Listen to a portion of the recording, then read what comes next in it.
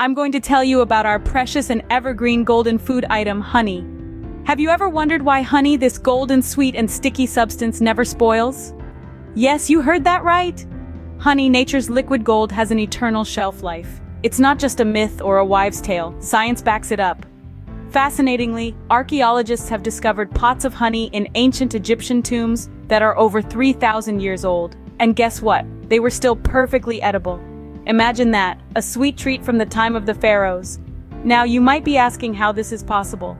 Well, the secret lies in honey's low moisture content and acidic pH. These properties create an inhospitable environment for bacteria and other microorganisms, thus preventing spoilage. This means that honey, in its pure form, can essentially last forever. So next time you drizzle honey on your pancakes, remember you're enjoying a food that has stood the test of time. Do you know that strawberries aren't really berries, but bananas are? Now I know what you're thinking. How can this be?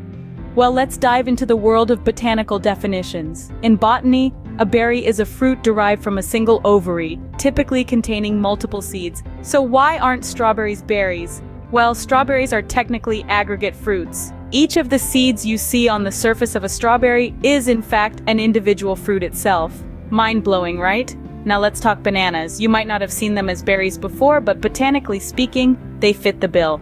Bananas develop from a flower with a single ovary and have multiple seeds. Although they're so tiny, we barely notice them.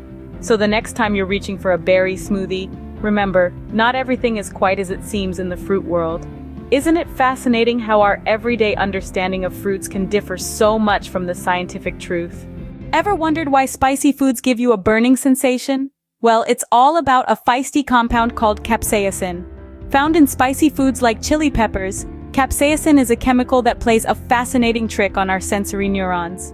When capsaicin comes into contact with our taste buds, it binds to a specific kind of receptor on our sensory neurons, known as the TRPV1 receptor. Now, this receptor is usually activated by heat, and so when capsaicin latches onto it, our brain gets tricked into thinking our mouth is actually experiencing heat. This is why, when you bite into a chili pepper, you feel like your mouth is on fire. The capsaicin is triggering those heat-sensitive receptors, and your brain responds by making you feel the sensation of heat or burning. So when you're feeling the heat from that spicy taco, it's not just your imagination, it's science. Isn't it amazing how much there is to discover about the food and drink we consume every day? Let's take a moment to digest the fascinating facts we've uncovered. Remember how we delved into the eternal sweetness of honey? Its low moisture content and acidic pH are the secret ingredients that give honey its everlasting shelf life. Yes, that's right, honey never spoils.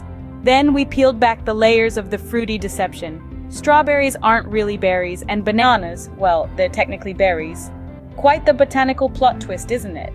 And who could forget the spicy truth? That fiery sensation you feel when biting into a chili pepper is due to a compound called capsaicin. It's not actually the heat you're feeling, but a trick your brain plays on you. Remember, every bite we take is not just a culinary experience, but a journey into the fascinating world of food science.